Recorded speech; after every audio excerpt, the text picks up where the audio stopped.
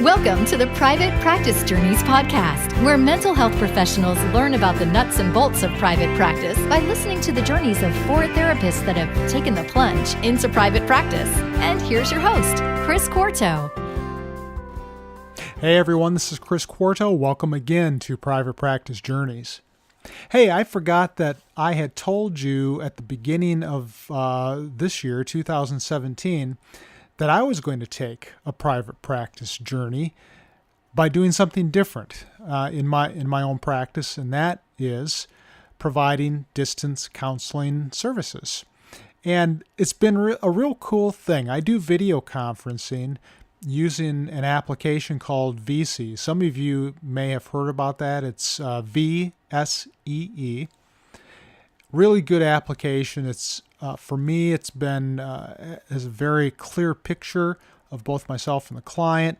It's been very reliable. I haven't had any dropped calls or anything, so that's been good. But I found this to be a really good way of connecting with my clients. I haven't experienced some of the problems that people talk about in terms of, well, you can't develop an empathic relationship or anything like that, and that's not been the case at all with me. I think the primary challenge for me is not being able to make eye contact with clients on a consistent basis. Like, if you're sitting at your computer screen, and I was talking to you, and you were to look at me, my picture, it would almost look like I was kind of looking down a little bit.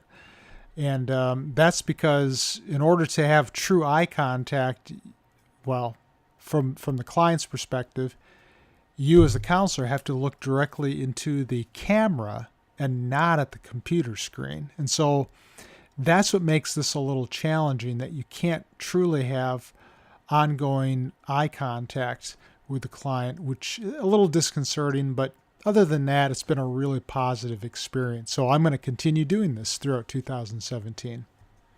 Okay, well, it's time to see what Debby Simmons has been up to over the past month. So without further ado, here is Debby.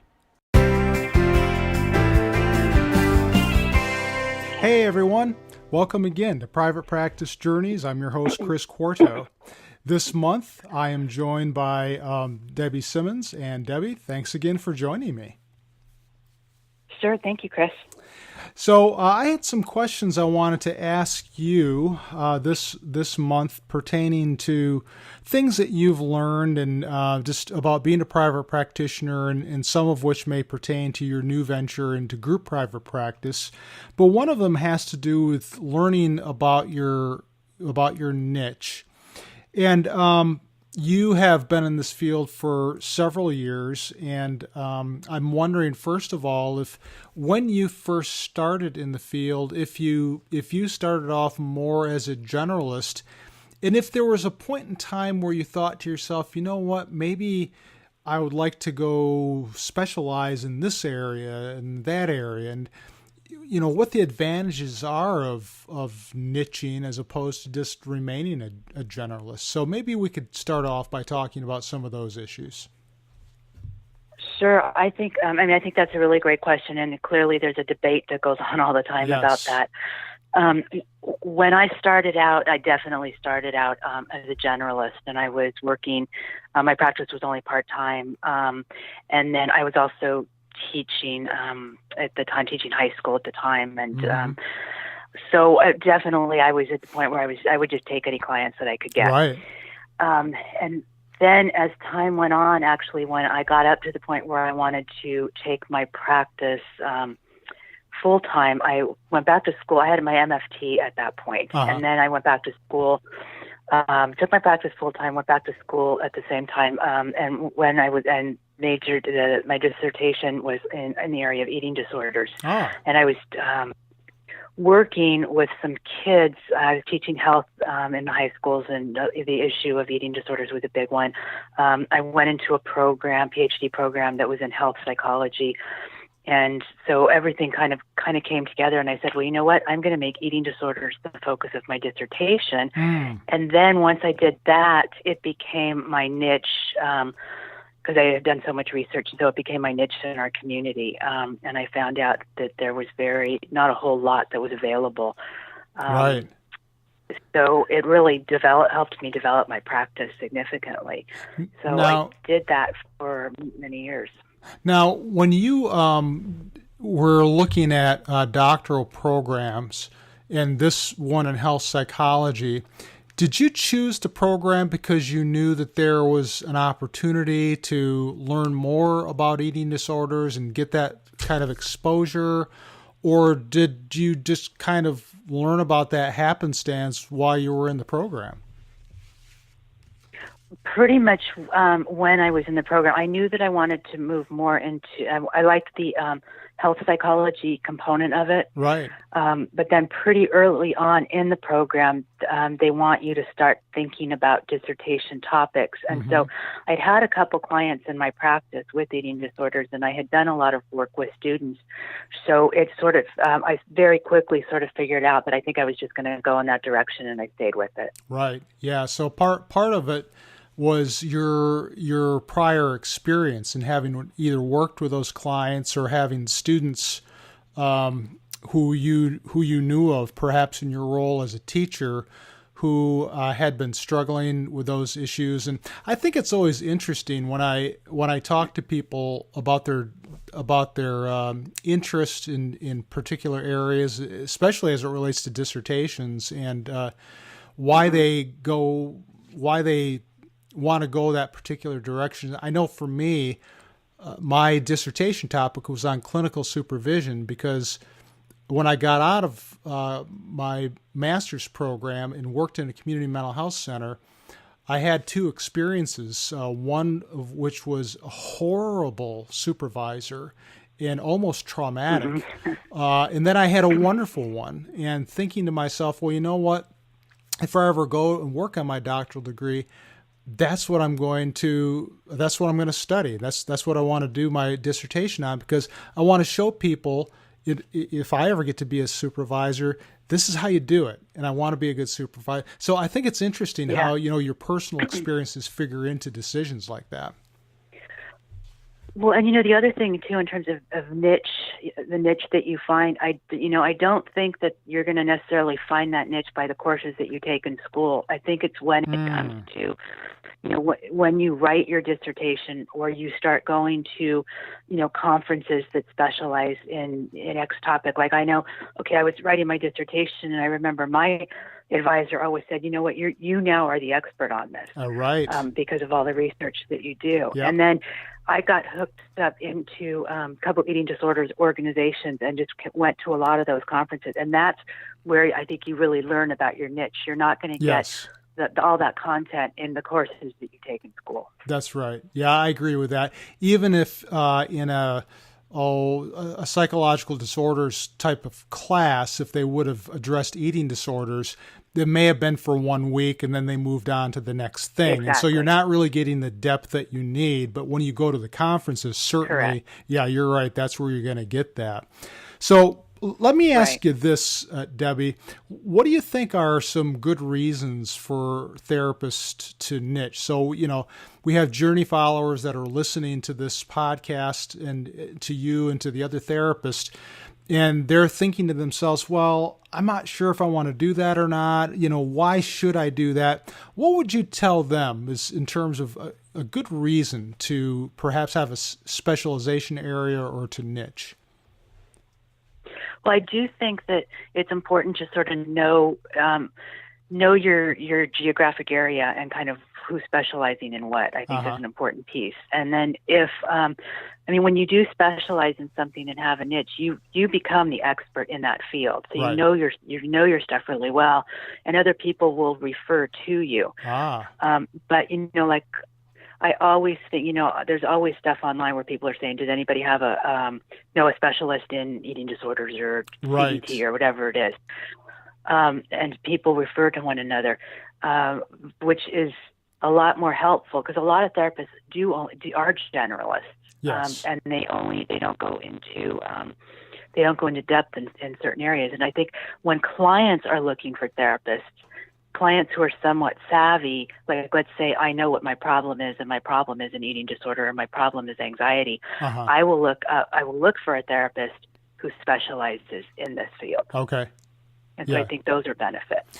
I think that's a good point. And, you made mention of how you and I are on a lot of these same Facebook groups. And you're right. I mean, there are a lot of people who are saying, hey, does anybody know anybody who specializes in this? I know in our area, we have the Greater Nashville therapist group where we're kind of doing a localized version of this on Facebook.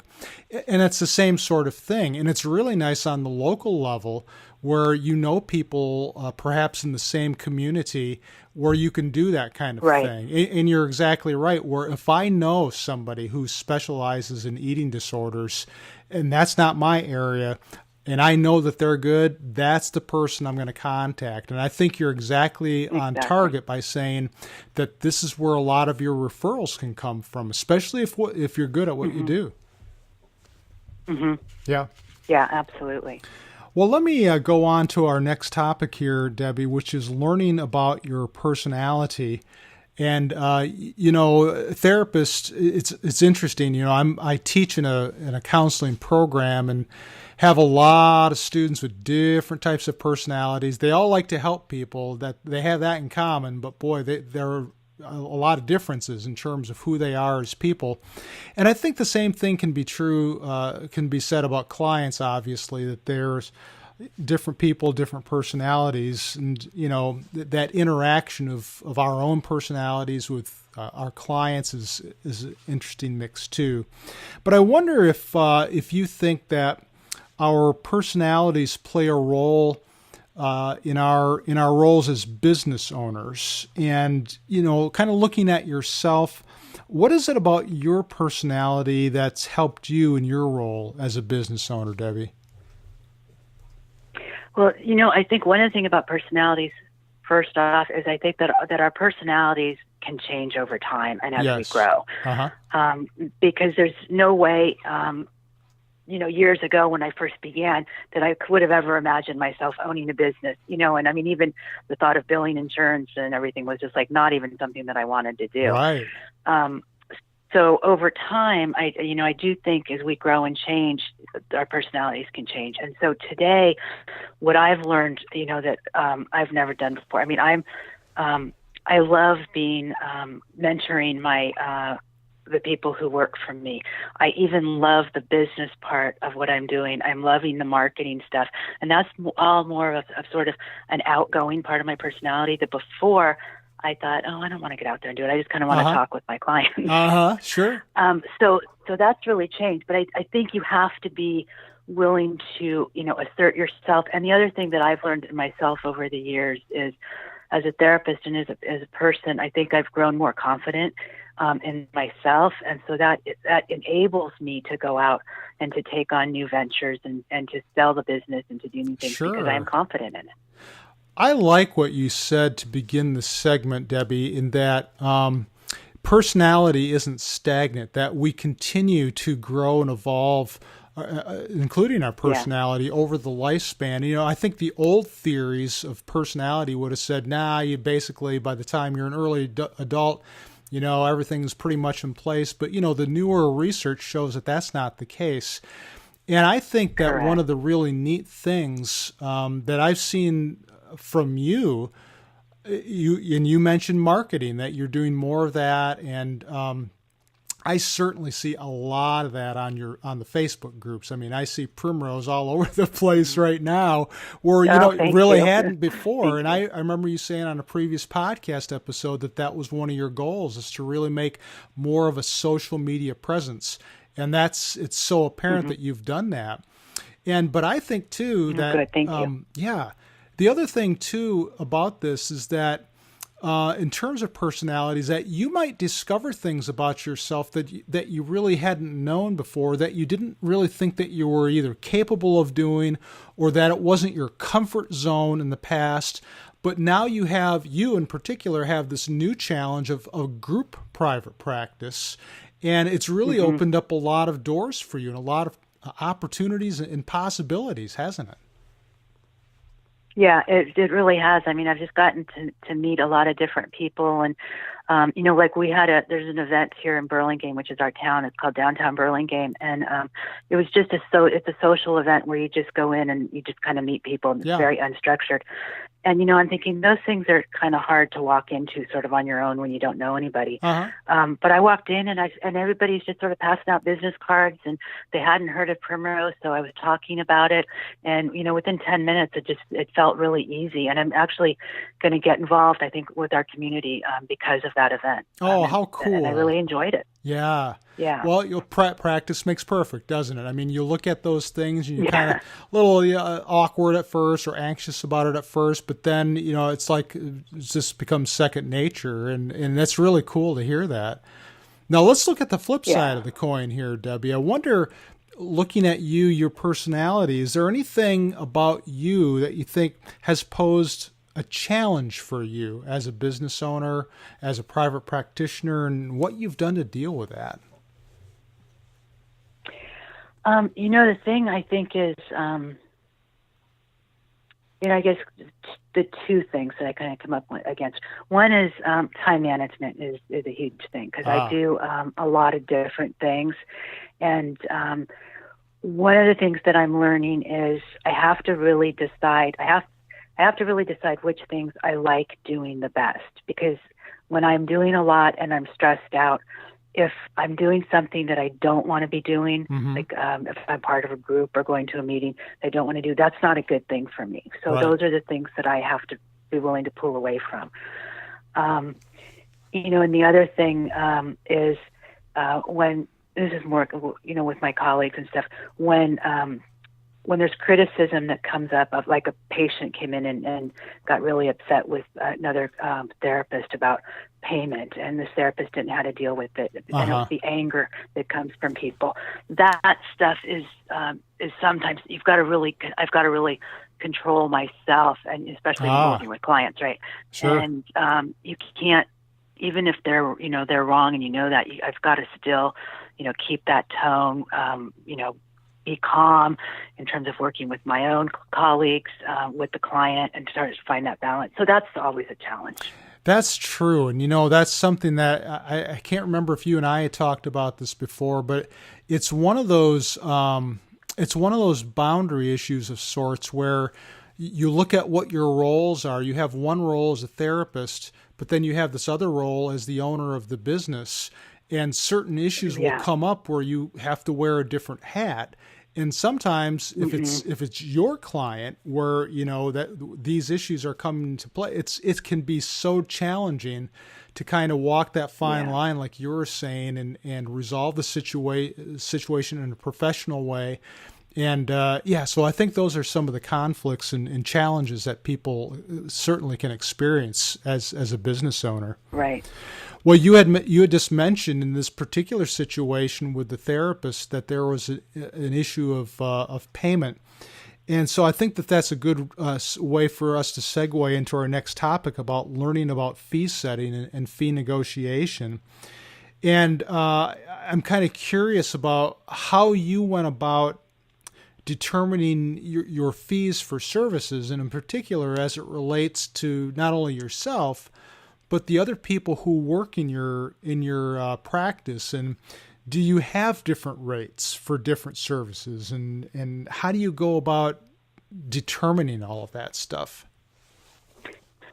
When I had my rate going into the practice, and then I have an intern who works for me, and so she has had her rate, which was significantly lower. Sure. So when the other MFTs came on, one of the things that I talked to them about was their value as a therapist. And I think oftentimes what we do as therapists is we devalue ourselves, and we don't think that we deserve so much. And so we had some therapists, friends of mine had said that to me a while back, that, Deb, if you don't charge X like we do, then we're not going to refer to you, because we all need to be on a level playing field. And I just made me open my eyes. So what I said to the people who work for me is, I said, this is, what we can do. We've got, first of all, you have to think we're doing a split. So we can't charge $50 because then we just get $25 a piece. Right, That's not worth right. it, that kind of thing. Uh-huh. So we've got to do this so it's financially feasible for both of us to make this split. Okay. And so we've got sort of the the top fee, and then a couple of therapists will slide down a little bit, and that's perfectly fine. So we've sort of agreed what the top is and how low they could slide down, that it would still be feasible. Okay. So then that part is left to the discretion of the therapist. Okay. So there was some negotiation that went on between you and them, and some of the things that you were considering was, is the fee going to be enough where this is going to be viable, financially viable for the practice and just to kind of live on for the therapist, I suppose. Correct. And something that the therapist, I assume that the therapist felt was a fair cut or a fair rate for them when you did that as well. So, yeah. So I wonder if, was there any reluctance on their part in terms of this whole negotiation part, or did it seem to work out okay? It's with the people that I have, it seemed to work out okay. When I was interviewing people, that was definitely part of the discussion that we had, because I was really straightforward with people, from the beginning. And so the question, was, which is what I asked at the beginning, was, well, why would somebody want to come into this, to practice to do a fee split when they can be out there on their own? Well, the reality is because of all the overhead and everything, and that's right. What they would be making with the fee split is still equivalent to, if not more than, what they would be getting by insurance companies anyway. So when we looked at all that, it made sense. Yeah, and you as the owner are taking the risk; they aren't, and they don't understand that there's a lot of things that you do as an owner that they don't have to worry about as either a contracted provider or an employee. So there are a lot of differences that I don't think are always understood by people in those situations. Correct. So the other thing I was kind of wondering about is, do you negotiate different rates with clients based on their ability to pay, and how do you determine what that fee is if you do? Well, that's what the other therapists are doing that. I'm not doing that right now. I have my fee and I'm just got a set fee. Right.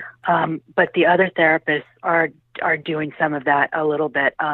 And they don't ask for a financial statement or anything like that. It's basically, we're just sort of relying on, the therapist will say, this is what I can do. And then we're just relying on the honesty of the client to say what they can afford. Mm-hmm. Okay. Yeah, that makes sense. All right. Well, let's go on to our next topic here, Debbie, which is learning from other therapists or professionals. And, you've been in the field for a while and have, encountered a lot of different people, professionals. And I wonder if there's any things that you've kind of learned along the way. I know you've learned a lot from other people, but anything stick out just in terms of what you've learned from them to help you in your journey as either a private practitioner or as a business owner? Oh, there's tons of stuff.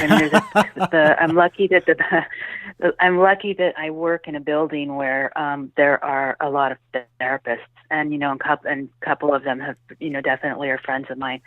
And we are always, talking about how to work with clients. I mean, learning doesn't stop. And I think even in terms of my own work with clients, I still want supervision on stuff, or consultation, I should say. Yeah. And, I make sure that at least once a month that I go and I consult with somebody.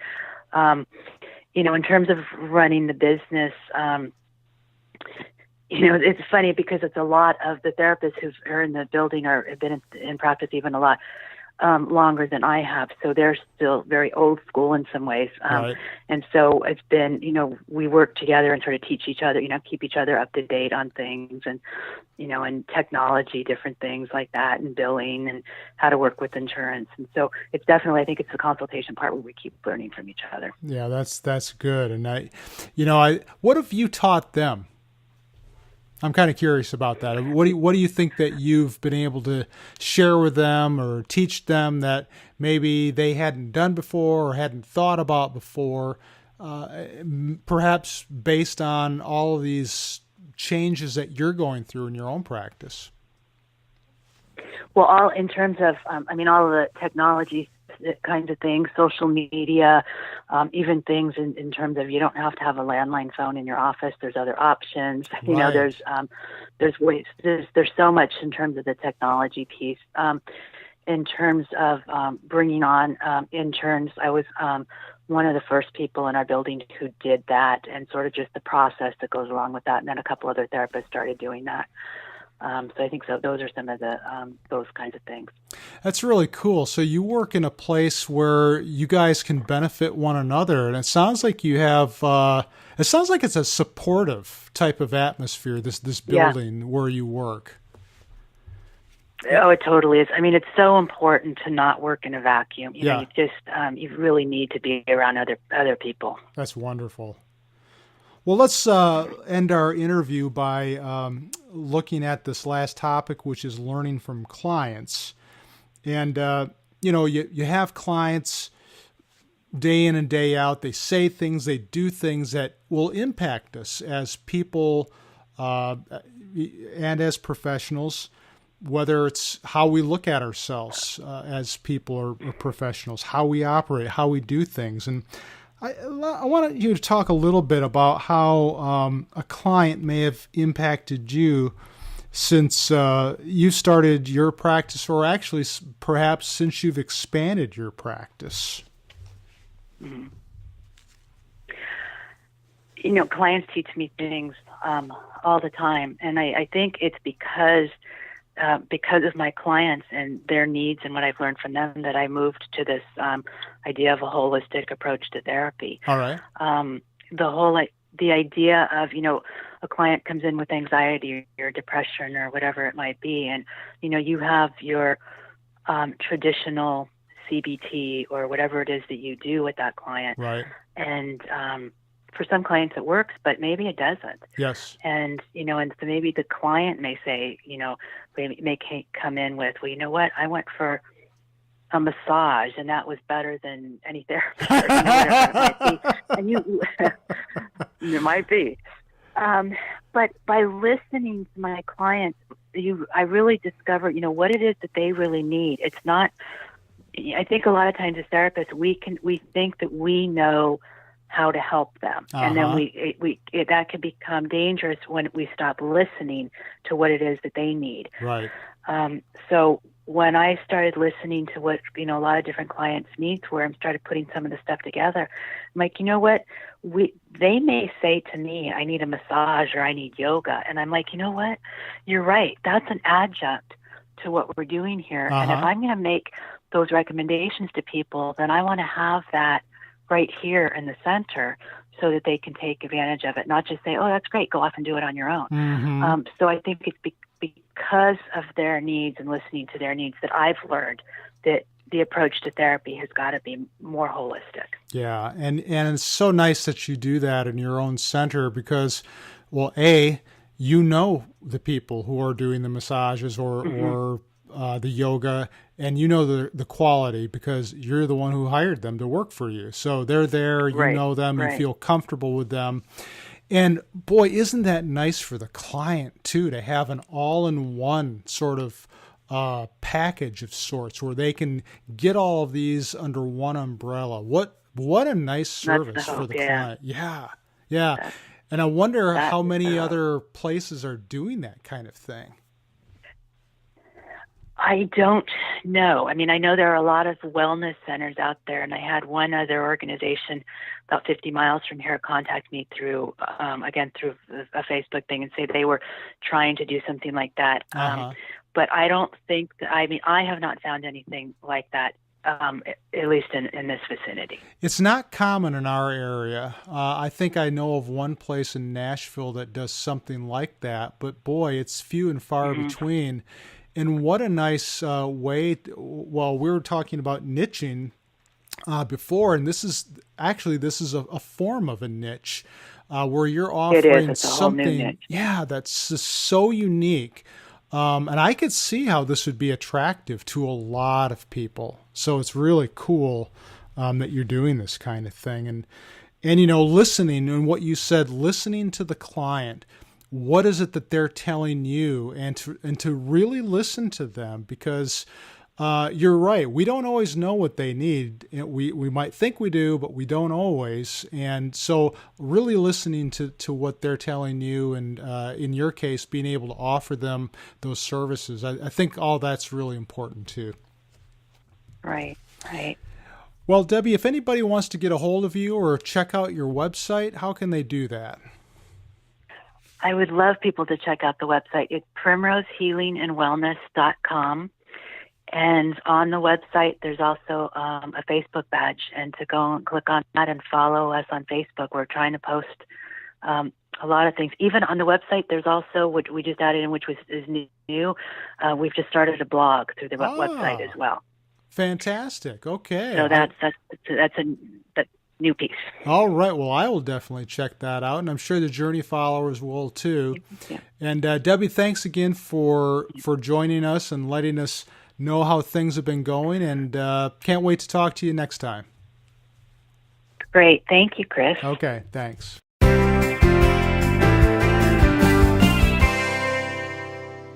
Wow, it's so exciting to hear these therapists and their journeys, and all these really cool things that they're doing, like with Debbie, with her holistic practice. And, she was talking about the blog, and you could tell that she was proud of this, starting this blog, putting this on her website.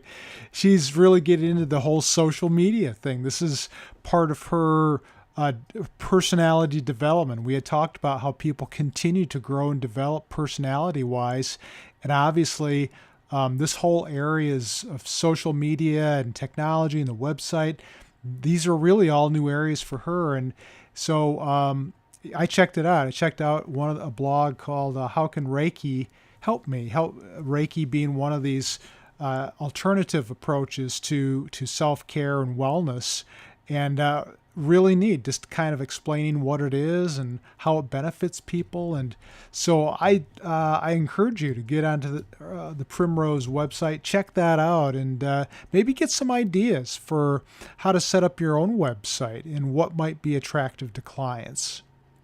Well, if you want the show notes for today's episode, please visit my website, chrisquarto.com.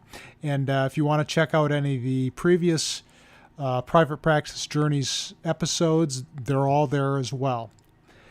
I want to remind you of something exciting that we have coming up in the near future, where I am pairing each therapist with an expert in private practice development, and we're going to do on-air consultations, so you can kind of listen in and see what it would be like to have one of these experts be a consultant. So if you ever wanted to maybe serve as your consultant, you could do that. So this will be a really neat thing that we have coming up in the near future.